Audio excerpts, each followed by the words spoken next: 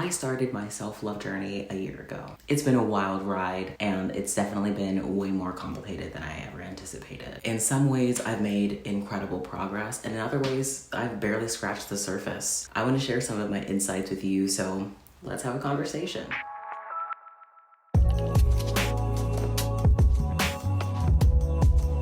Hey everyone, my name is Mav and this is Mav Magic, and on this channel I love to help people find their truth and find their magic. I make content about spirituality, my non-binary journey, and a whole bunch of other stuff about my life. So if that interests you, go ahead and subscribe, like and comment on this video to help with the algorithm and everything like that. All right, let's get into the content. If you're like me, you've heard a ton of people just give you the advice, you just need to love yourself more. And I know that that can be a lot of things. It can be patronizing, but it can also be like really frustrating and really confusing. So in this video, I want to do my job to help make the idea of self-love really, really clear. So the definition of love is pretty simple. It's an intense feeling of deep affection or having great interest or pleasure in something. And I don't really know about you, but when I read that, that seems pretty far out of reach for how most people engage with themselves. I know that that felt really out of reach for me, and still to this day, there's some parts of that that are still pretty tricky. So I want to do my best to explain what self-love truly is. Before I talk about kind of what I've learned from the experience, I want to talk to you about why I started this journey in the first place. When I was starting my self-love journey, I did a lot of research about just, I think, self-help, self-development, and found a ton of resources online that were really useful for me at the time. I watched a video by this one YouTuber. Her name is Teal Swan, and she had a video about self-love, and I watched it. And there were a lot of things in that video that really deeply resonated with me. And there was one particular prompt that Teal gave, and it was pretty much to ask yourself every single day for a whole year, what would someone who loved themselves do? That is a really powerful question. In order to make this practical for me, I literally put a reminder in my calendar to go off every single day to remind myself to kind of check in with that question.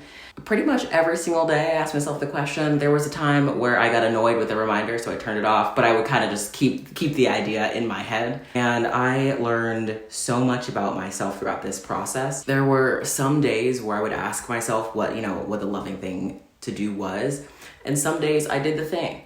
Other days, I didn't do the thing. This is a process, and I'll explain that more when I get further into the video.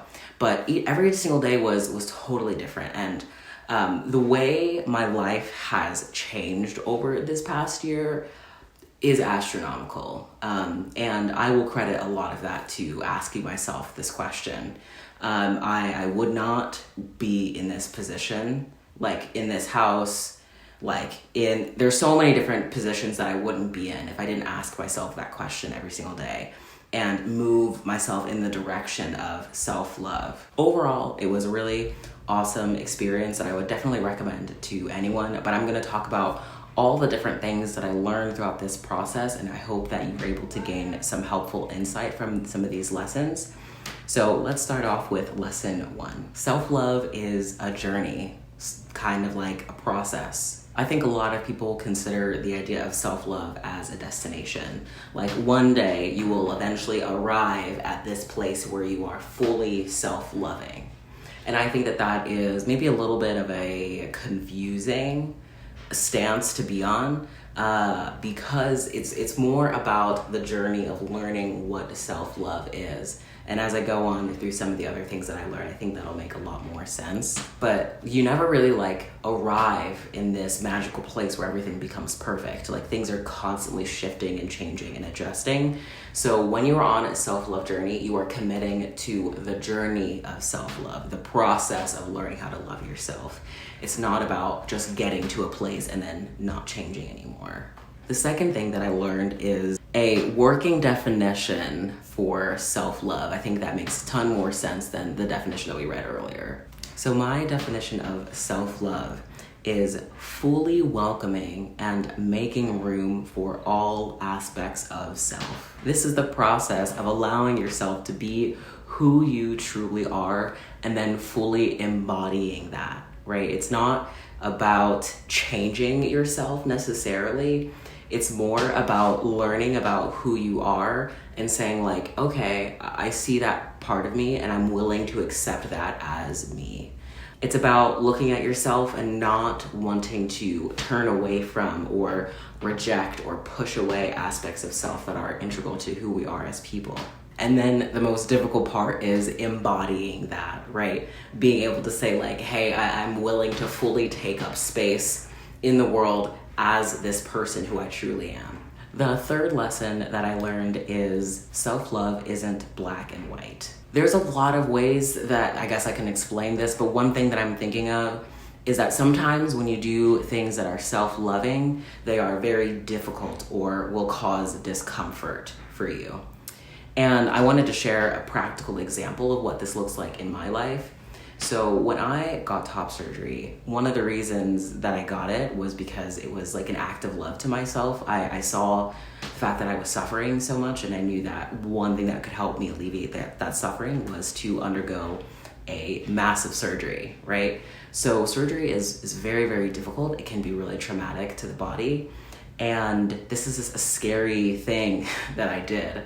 And recovering from surgery is really, really difficult. I have like some like pain in my chest and some discomfort in my scars and things like that. But this was still a self-loving act, even though there is some discomfort that comes out of that self-loving act. It's still self-love.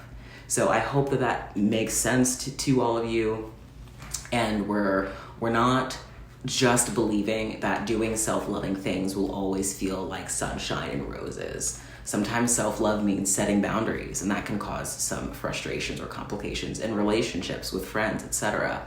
So understand that it's important to have dialectical thinking about self-love and understand that sometimes there can be seemingly opposing truths that come up during this process. The fourth thing that I learned is that self-love looks different at different times. So as we grow and change, the way that we need to love ourselves will also shift. One of the reasons why I think this happens is because as we grow and we heal, we kind of let go of layers of ourselves to reveal new parts of ourselves. And those new parts need love from us, and they might need us to love them in ways that we've never had to do before. So self-love is a very transient process. It shifts through these different phases, and we need to be kind of watching ourselves to see what the best version of self-love that we need to be giving ourselves is. The fifth thing that I learned is that self-love is actually a skill. It's a learnable skill. I'm going to be honest and say that I personally suck at self-love, and I know a ton of other people who also suck at self-love, and I really believe that's not your fault. That's not my fault. I believe that it is kind of ingrained into our society. I live in America. It's especially strong here. And we're really taught to kind of like police ourselves and push ourselves down when parts of ourselves aren't accepted. Because this kind of self-hate, self-rejection is so common, self-love is really just so antithetical to what we know. It's so countercultural that it really is a skill that so many people really just have no idea how to even access. The other important thing to mention is that self-hate and self-rejection are protective mechanisms that kind of help keep us safe from further rejection. So until we can learn how to kind of feel safe within ourselves, it'll be really tricky to start to adopt some of these practices of self-love. Not that you can't get started, but it is a very tricky process. And the sixth and final thing that I learned about self-love is that it is just essential. So making room for ourselves is a requirement for emotional healing and spiritual liberation. I believe this because once we're no longer our own enemies, we can kind of get out of our own way and really kind of open up this door to really thriving and enjoying life in a deeper and more intimate way. I really think that this is what thriving looks like. We're able to kind of let go of all of these layers of shame and self-hatred and start to say like, okay, like underneath all of this other stuff, like who am I really? And then once we see who we are, we're working on fully like embodying that, being fully present in that. And then we're saying like, hey world, this is who I am. This is the real me. Like that that's what I think is what it means to thrive as a human being. It's to be fully present, fully here. And I believe that self-love is a vessel that helps us get to that place. Once again, I think that place of thriving is very similar to self-love in that it's not a destination, but it's kind of a process. It's something that we work on and we do. We want to enjoy the process of doing and not just try to get somewhere, right? This process is not for the faint of heart.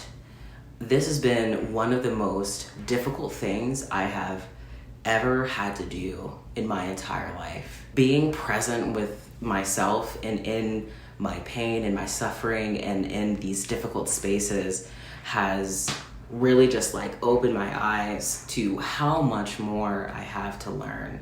And that's why I said in the beginning of the video that I feel like during this process I have made like astronomical progress, but at the same time I feel like I've just started, right? And this, like I said, this was my first year of doing this deep work.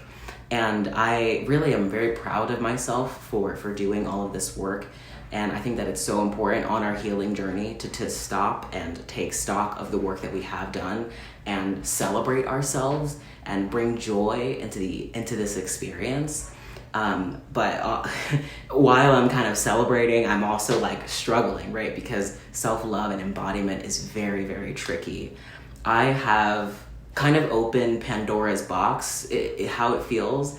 And now it almost feels like I'm forced to be more present with myself than I've ever been. And let me tell you, that has been wildly uncomfortable.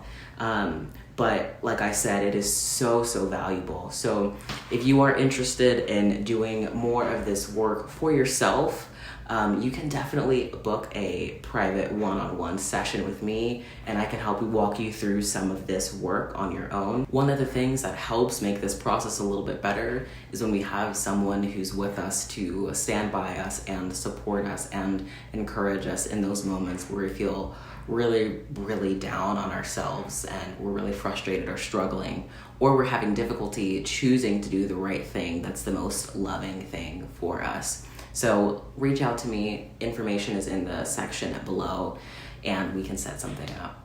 So if you made it this far in the video, I want to thank you so much. I would really love for you to share some of your thoughts on your self-love journey in the comment section below. Just let me know what you're thinking, or just drop me a cute heart emoji to let me know that you made it this far in the video.